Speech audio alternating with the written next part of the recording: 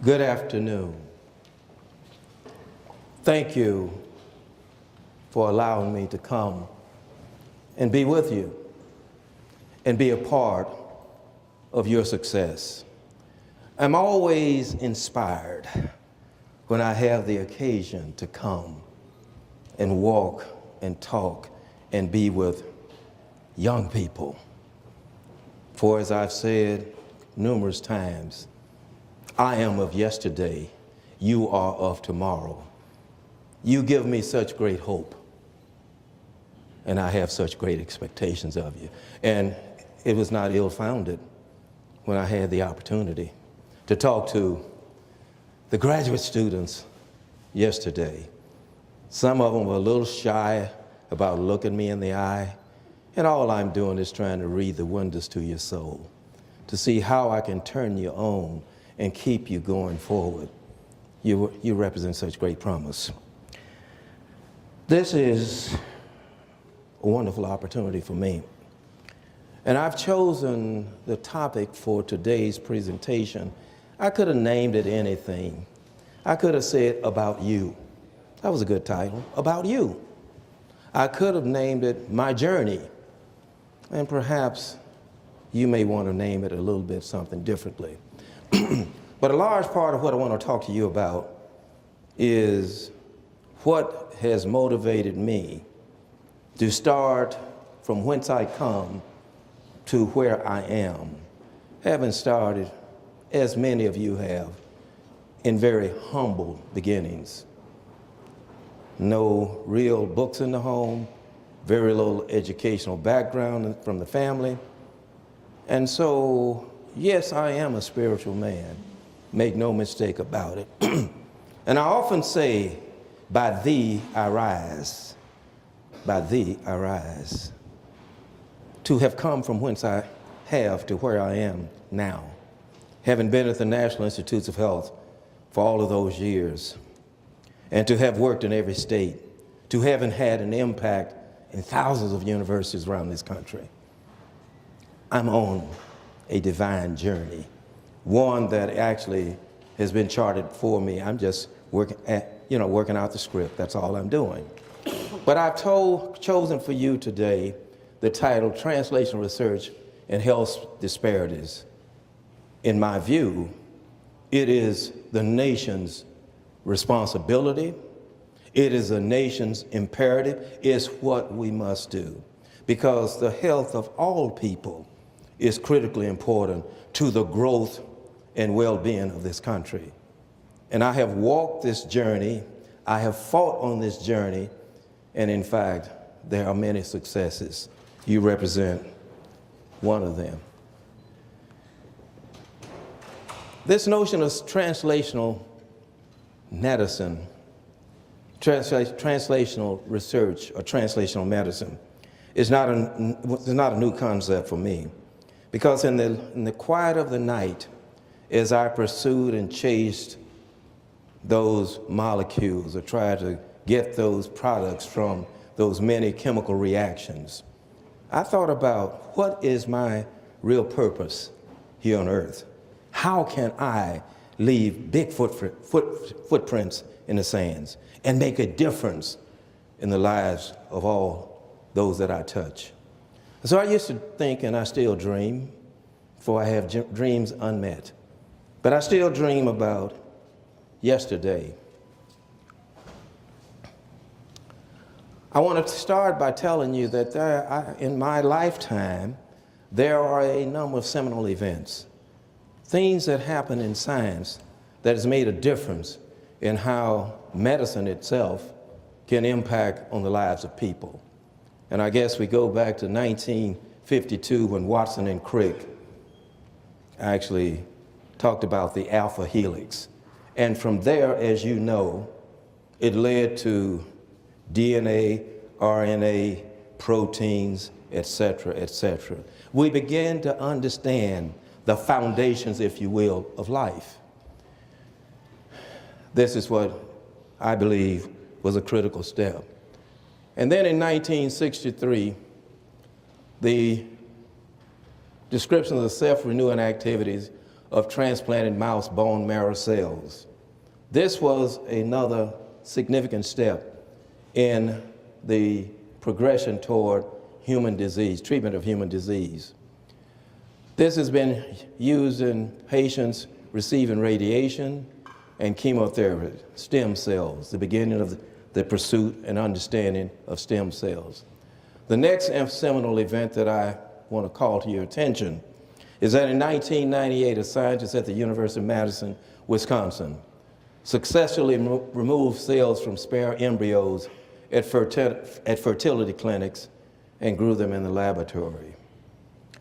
I'm a scientist, make no mistake about it, but I don't ever think we're going to be able to produce to full term an infant without a woman. I believe that.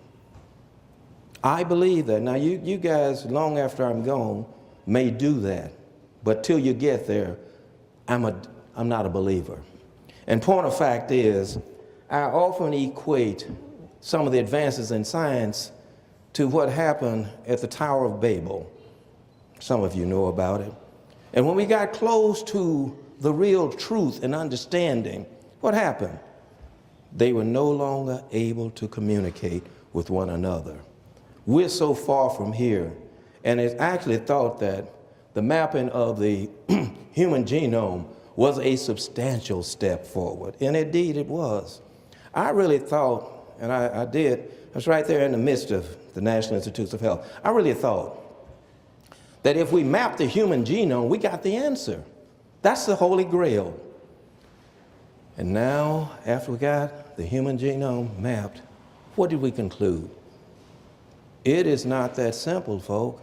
It is the constellation of genes and gene products that ultimately affects human development, human understanding, and human behavior.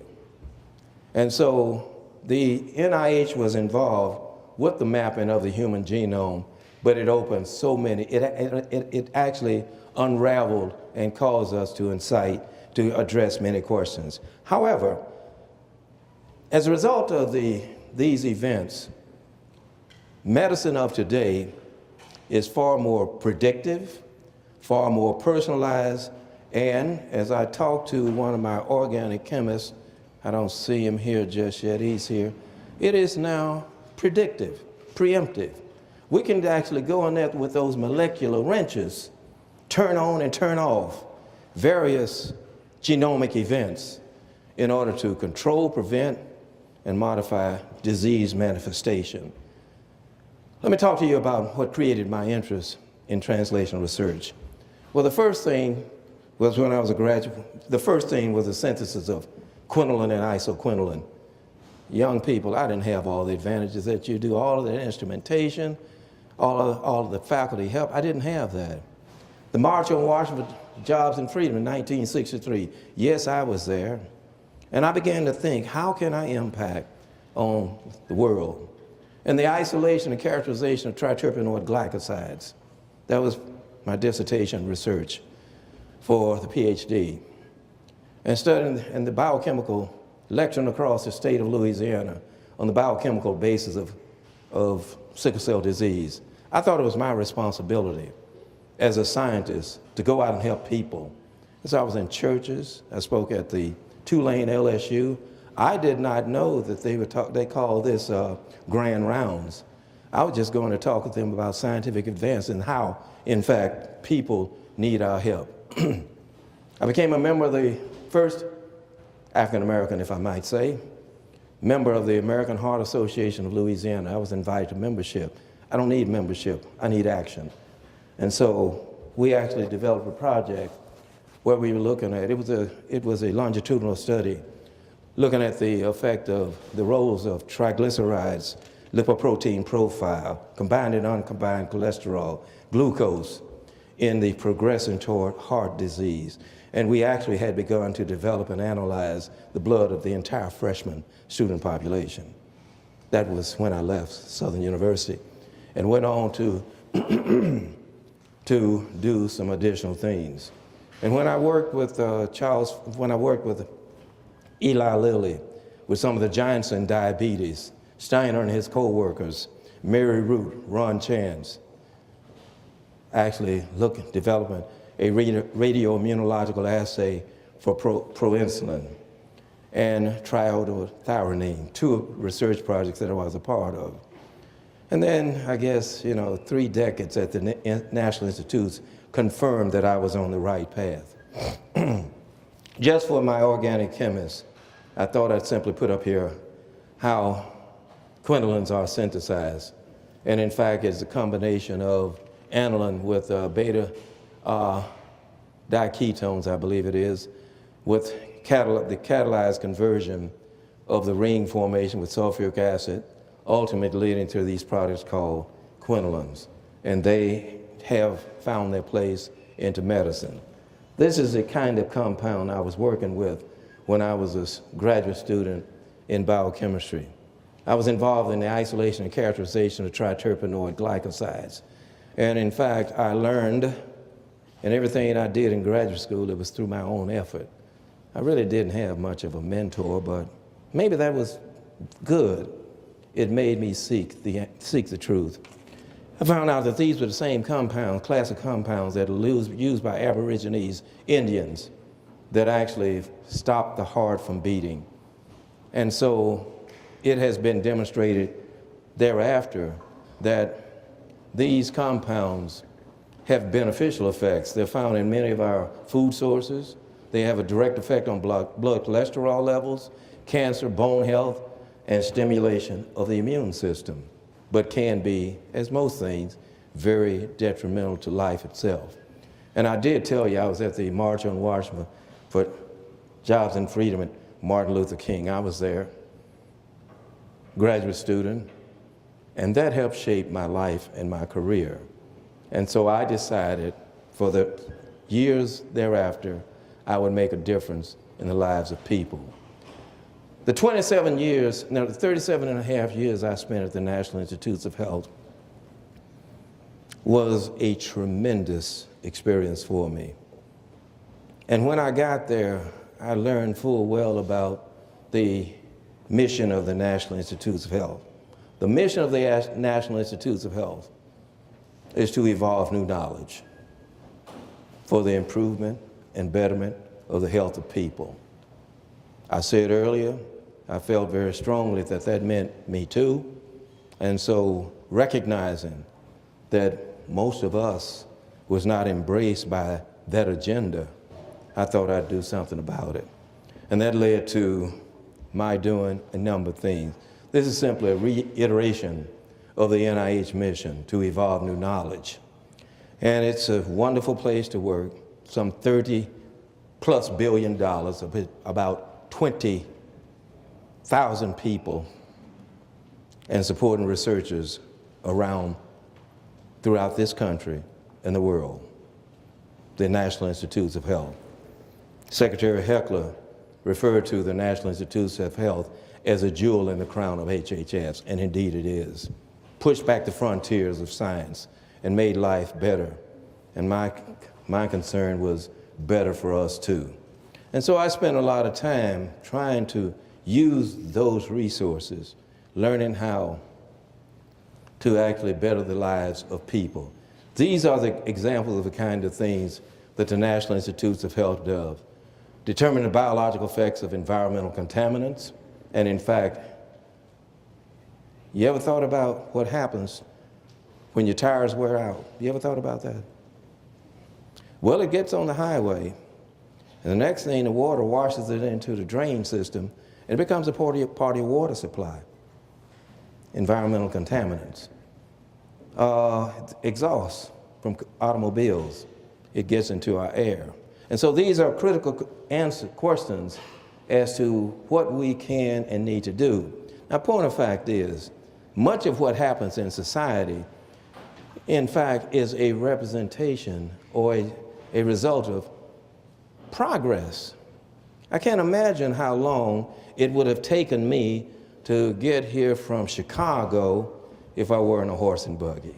So I flew. Progress. I can't imagine whether or not I could have done all the things I've been able to do and worked in every state without the advancements of modern science. So, let's talk a bit about some opportunities for translational research. And this is simply a summary of all the things that I did. And I didn't have really any ideas when I first got to NIH, but I knew that with these resources, I could find a way. And so these are all the many programs that I was associated with, and in fact, much of this is my vision. But it's my vision, not my vision, it's my interpretation for you, your vision. That's why I came out here. One year flew 40,000 miles just to learn from you. What are your needs? What are your challenges? It's no need in us building these magnificent edifices without resources to do the research. And if you don't have researchers, we need to provide you support for researchers. And if we have the researchers here, we need to give you some money for the researchers to start down the road. And if they don't know how to write papers, we need to teach them. For they too are scientists, and they too are capable. And I believe that through these many efforts, we have been able to make an impact, not only on minority institutions. I had grantees at Harvard, grantees at the University of Washington, grantees in Oregon, yes, Minnesota. But I thought it was also important to have grantees here in these places, because you too deserve that same opportunity. That was my career. That's my career summarized.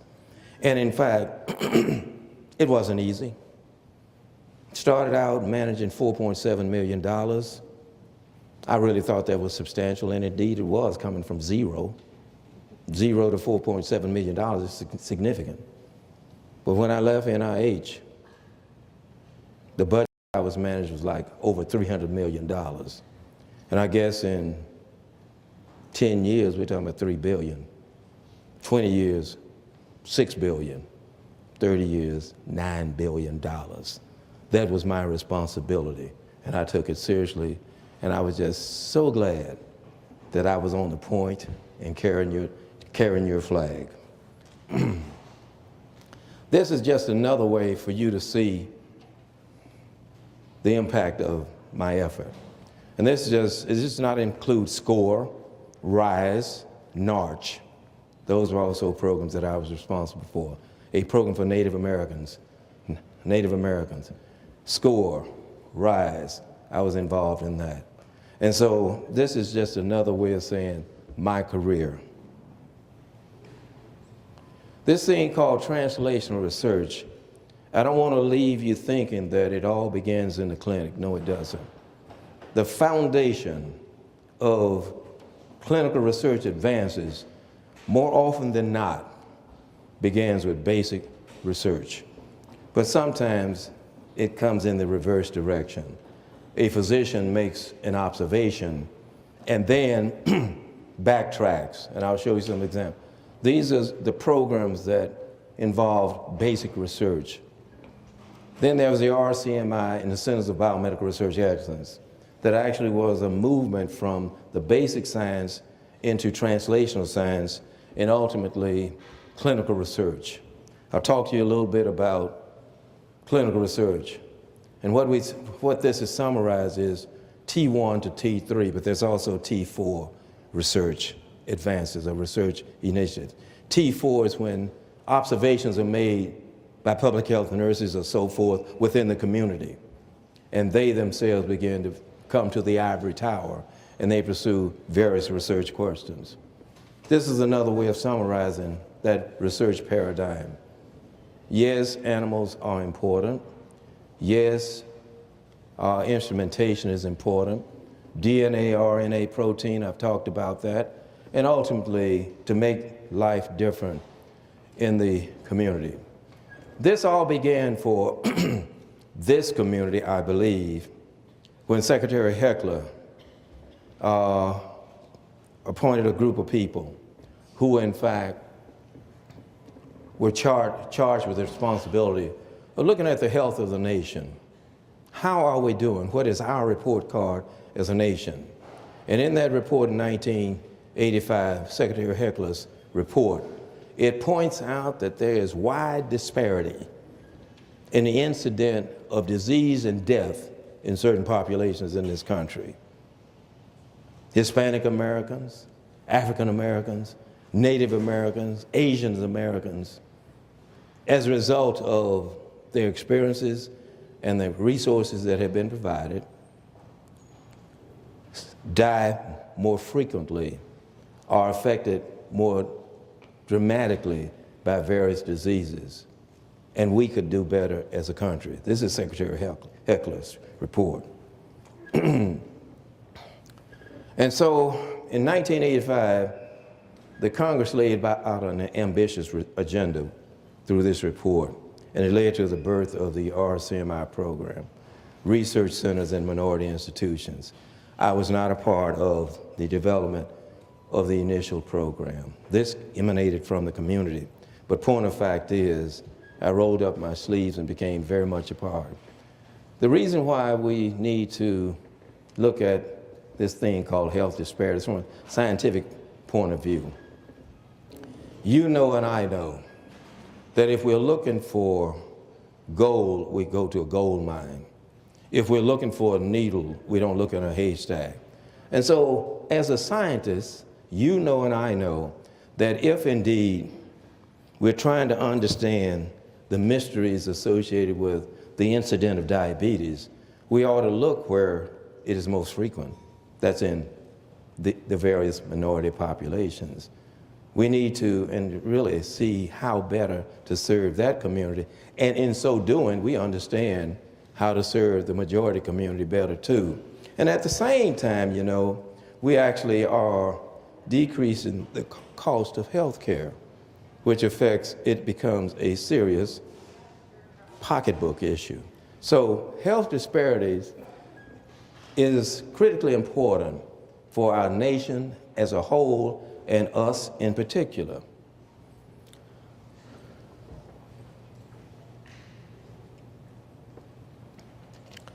The Academy of Sciences pointed out something. This is for the young people who are planning a career, that these are some of the other factors, not only the genomic kind of information, but language barriers oftentimes affect clinical care.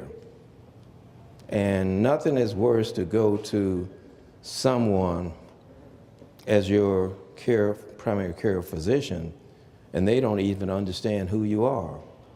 And I'm afraid that oftentimes, and this is just the way it is, without the right physician, oftentimes the treatment of choice is not provided to us. And we suffer premature, debilitating diseases and ultimately death.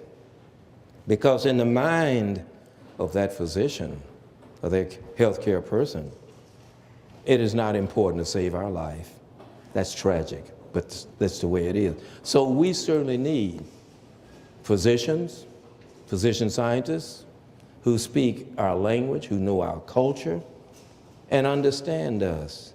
And sometimes the treatment is simply being able to be compassionate and care for the individual. Bias among doctors and nurses, I've already talked about that. And I know that early intervention with drugs in various stroke conditions actually is a major step toward the healing process. And all we have to do in the emergency room is administer the medicines. Or we could delay the administration. Don't think that patient deserves it. Do not need to care for them. And so the patient lays there and they suffer adverse consequences. So we do need minority physicians, but we also need somebody to take my place, minority scientists, to actually make decisions that are in the best interest of our communities. This is simply census data. This is critically important. President Obama recognized this. That's why he won the election. He knew that the face of America was changing. The population is changing. And so by 2050, this is what the U.S. Census projects. Let's talk about the 10 leading causes of death in the USA. Disease of the heart, malignant neoplasm, cancer, chronic lower respiratory diseases, pulmonary diseases, cerebrovascular diseases, stroke, and accidents and unintentional injury. And Alzheimer's is becoming a major part for all people in this country. I don't believe at this point that, and diabetes, of course, I don't believe minorities are suffering disproportionately in terms of Alzheimer's. I don't believe, I don't know. I just wanted to know, how are we doing in Texas? How is Texas doing in terms of disease manifestation based on those 10 things identified? Well, I think if we look I think that's what you told me. There we go, there's Texas. Out of the states in this country, Texas is 30 and 34th in terms of the incidence of cardiovascular disease and diabetes. And point of fact is, I guess we really need a lot more health care here in this state. We really do. No, not we, I'm leaving. You really do. You really do. And there are some states that are doing exceptionally well. Minnesota. Well, I don't subscribe to the fact that Minnesota has the Mayo Clinic or Utah has such a wonderful medical school. It's actually how we have gone out there. I don't think anybody really wants to have disease. We have failed to go out there in the highways and byways. We've stayed too much in our ivory towers and not going out there and helped our people, teaching them. We can teach them on Sunday. We can teach them in the evening. We can teach them in many ways how to care better for themselves. I don't think at-risk behavior is simply a matter of the individual, but they don't quite understand. How many of the people out there in our community understand that nicotine activates aryl hydrocarbon hydroxylase that promotes the growth of cancer cells? How many people know? How many folk out there know that? Maybe not many in here either. I don't know. So they smoke. It becomes a matter of fashion. It may be because they need the great escape. And so they kill themselves daily. Alcohol, cirrhosis of the liver. They don't know. We have to help them. And I believe we can. So we have a lot of work to do here in Texas. Those of you who are here, from here, and who will remain here, in terms of helping to upgrade, elevate the level of the quality of life for our people. It doesn't matter how long we live if we don't have a quality life. So we need to, yes, you're busy, and I guess the graduate students are really busy trying to get that blame degree. But while you're getting that degree, start thinking about, what am I going to do with my life, and how am I going to make a difference? I better step on it. Here are the 10 leading causes of death for African Americans. And the reason I went right through the first one, as I go through the second one, it's the same diseases for all three groups. The top 10 diseases: cancer, heart disease, stroke, unintentional injuries, diabetes, influenza, and pneumonia. There are other at-risk populations vis-a-vis geography, the people of Appalachia, gender. Some diseases disproportionately affect women more so than men, and vice versa. Age, disability status, and so forth. I'm leaving the slides behind because I want you to take time to click on this website and look at all of the health data you could ever imagine you could want to know. And all you have to do with these slides is put it in the slide mode and click on, it takes you right to the wonderful internet. The big three threats, as was outlined, is obesity, chronic disease, and smoking. Obesity, the biggest threat to our health today.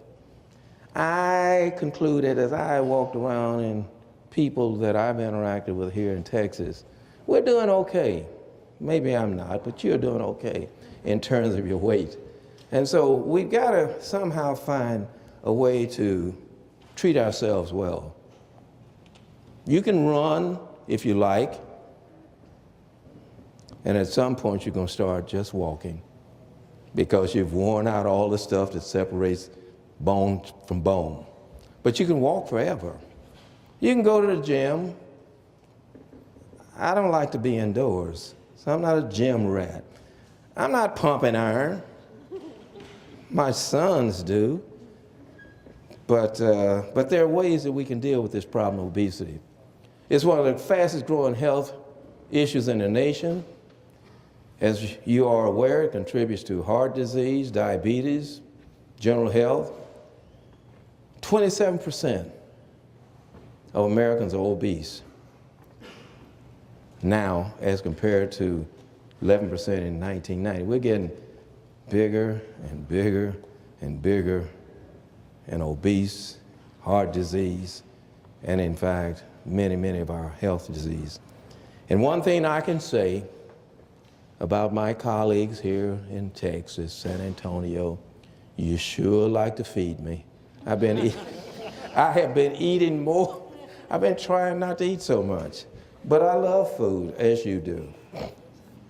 It is predicted that if current trends continue, 40% of the population will be considered obese by 2018. That's 2 out of every 5 people. 2 out of every 5 people. And not only are we drowning in adipose tissue, we're going to be drowning in debt to care for all of the people who need to be treated somehow.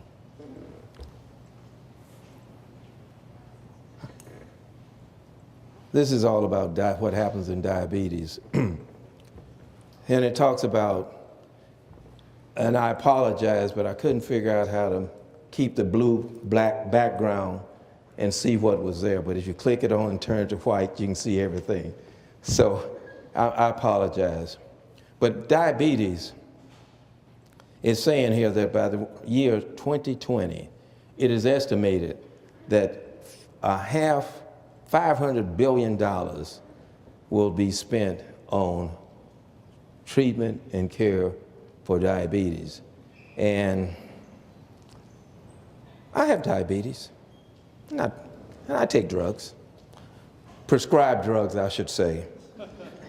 But point of fact is, I started very late in life dealing with this problem. Certainly you don't want to end up with amputations, heart disease. You just don't want to. Young folk, I would be so sad to come back and you tell me I now have diabetes because I didn't take care of myself. But you will, you're a scientist, you will. Smoking. I have not seen a lot of smoking in Texas, I really haven't. But point of fact is, in the sovereign state of Maryland, it has been outlawed in public places, smoking. It's against the law. Restaurants, casinos, wherever you go, public places, no smoking.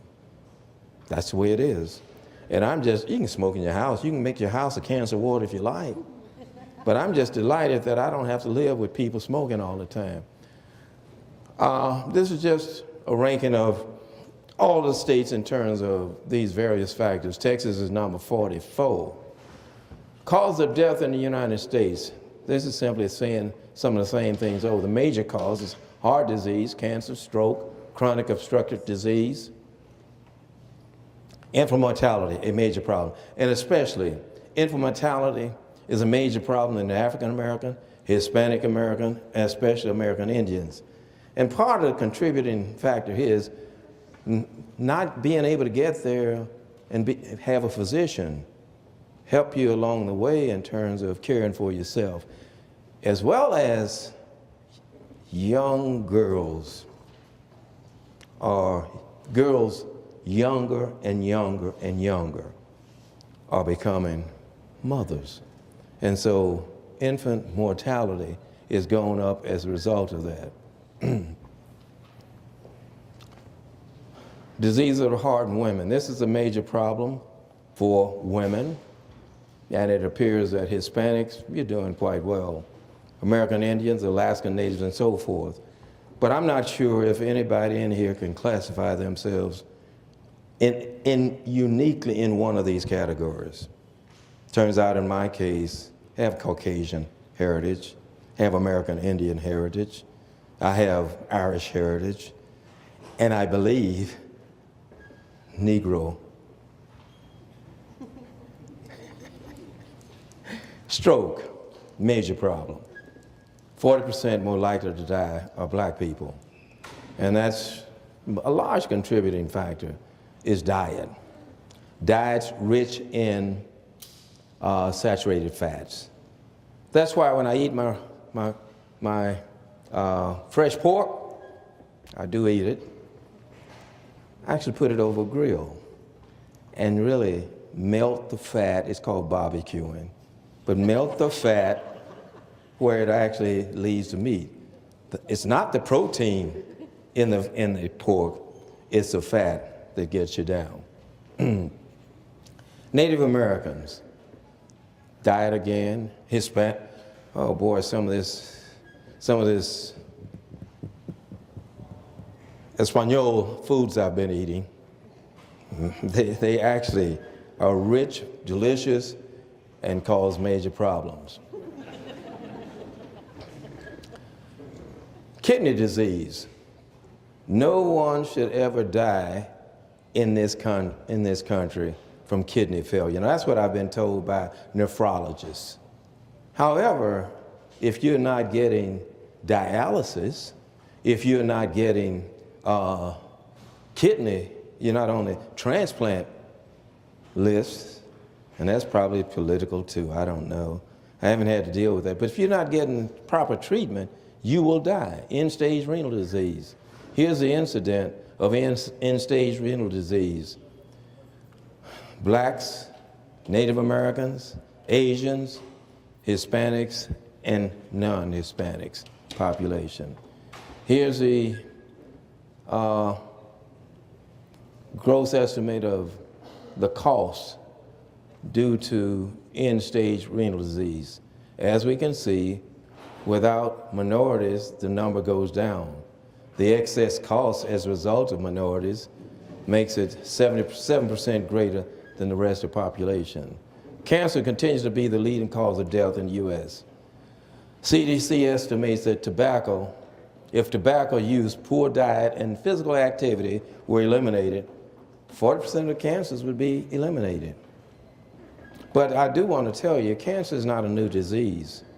Some of my folk working at the Smithsonian Institute, anthropologists, they actually have demonstrated in looking at bones, MDs, that cancer was here back in the times of the Romans. So cancer is not a new disease. But this just talks about the incidence of various cancers in women and men. And if you look at the top, prostate, lung, colon, urinary cancer are all about the same in men and women. HIV, a growing problem in this country. HIV. If you're like Magic Johnson, if you will, you can take all the drugs of choice and actually live a full life. And so it is estimated that 42 million people around the world are living with death. And I think something like 1.6 million people die every year now from HIV. In this country, the number of deaths has gone down because of the access to drugs of choice. But that's not true around the world. 41.8 people are living around the world, and this is the distribution by women, children, and men. Some ways to address health disparities. I want to talk quickly about clinical research, and I know you're students, some of you, and when the bell rings, you get up and run out. And if you do, I'll never forgive you. But as one of my visions for the RCMI program and the IDEA program was to actually take the advances of our researchers from the bench to the bedside, to the clinic, and out into the community. And so we began to do that as I was leaving. Here's an example of something that is being done in one of the programs I managed in Louisiana. We actually were able to bring together LSU Health Science Center in New Orleans, LSU Health Services, Tulane, Xavier, and brought these institutions together to address a major problem. And if you think people worship food in Texas, go to Louisiana. And so hypertension, diabetes, cardiovascular disease are major problems. Stroke, etc., in Louisiana. West Virginia was able to work with the people in West Virginia, the Health Science Center in West Virginia, and facilitate the coming together of 4 states, West Virginia, Ohio, Kentucky, and Indiana. The healthcare systems have come together to actually deal with the problems of the people of Appalachia. That is one of the poorest regions in this country. And in fact, to actually address the needs of these people in order to deal with their healthcare issues. And indeed, we provided through the program I managed support to West Virginia and CTSA, of which you have one over at the University of Texas Health Science Center. This is what we did in the RCMI program. Part of my vision was actually to facilitate a coming together of the basic sciences, the clinical sciences, and doing about something, translating research advances, bench bedside, into the community. 5 locations. This time is running out on me. Community engagement. I'm assuming I'm supposed to stop by 6 o'clock, so I'm trying to get through this. 6:30. Okay, not gonna happen. Community engagement. One of the projects I was involved with, I talked about when we were doing a longitudinal study, but I also was out there lecturing in the highways and the byways. Community engagement, critical. And here's an example of community engagement. A bunch of public health nurses found that there was a problem out there in the community. They actually were able to show that there was an adverse incident, a high incident of lung cancer in the people out there in Appalachia. They brought this epidemiological information from the community into the University of West Virginia Health Science System, and in fact started a whole new project. In Alaska, another one of the projects that I supported, in Alaska, what they found was that the people, the Alaskan natives, as a result of converting to our way of living, instead of eating the blubber and so forth, eating Crisco instead, they became more and more problematic in terms of various diseases. Obesity, cultural understandings of health, diet and nutrition are part of this study. And they're out into the villages talking, working with the people in order to help them deal with. I think I've already said this, so I'm gonna move on.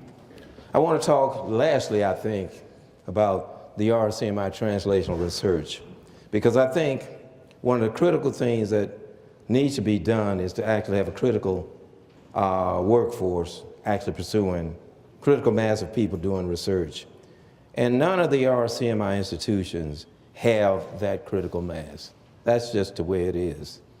And so what we have done is we put together something called the RCMI Translational Research Network, where all of the institutions have been networked over the internet using a supercomputer in Jackson, Mississippi, where various groups of people interested in various research projects have come together and can pursue. And in fact, there are many applications that I understand are now being developed collaboratively over the internet. Well, that's why we have the internet. And so this thing called the RCMI Translational Research Network is critical, I think, in terms of the critical continued growth of the RCMI program. And what happened was we had a number of little pieces, all of these little acronyms. We brought them all together and made it into one piece. This is simply an example of what the RCMI Translational Research Network does. It brings together the basic sciences, the clinical sciences, and has educational component to actually reduce and eliminate health disparities. To me, one of the successes of the RCMI program. The last thing I'm going to talk to you about, because I know you have thousands of questions that you'd like to ask me, I guess, is the fact that one thing that this was so important was nobody believes that it could be done. And so we had to do what is called proof of concept. Proof of concept, proof that it worked. And two institutions came together and conducted a multi-site clinical trial, looking at the role of vitamin D3 in terms of cardiovascular disease. The thing that happened is they were successful in the enrollment of people and in fact moved the project to completion and now writing up the advances that emerged. This was done, one of the investigators in question was a guy named Gary Gibbons, who actually moved from an RCMI institution, now directs the Heart Institute at the National Institutes of Health. The Heart Institute is the third largest institute at the National Institutes of Health, about $3 billion, Gary Gibbons.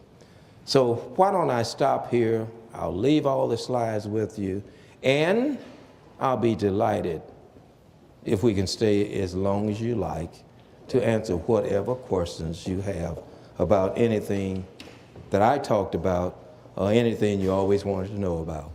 Thank you very much.